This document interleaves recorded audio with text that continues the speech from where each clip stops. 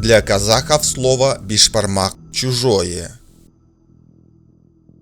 Заместитель директора Института языкознания имени Байтурсунулы Анар Фасылжанова считает, что многие казахи неправильно называют главное национальное блюдо.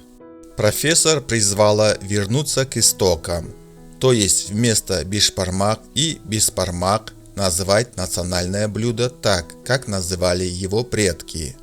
В казахской традиционной культуре это блюдо называют ет – мясо. Говорят ет асайын – сварить мясо.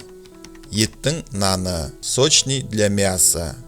Еттің сорпасы – мясной бульон, пояснила лингвист. Фасылжанова поделилась теорией происхождения слова бишбармак. Первые русские переселенцы приходили в гости к казахам и видели, как те едят мясо руками.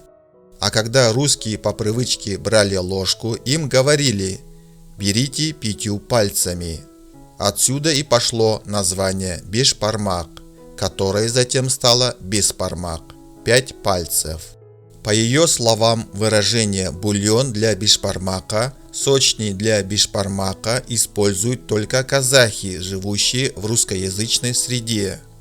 Бишбармак – название блюда в русской культуре. Казахи никогда его так не называли, считает специалист.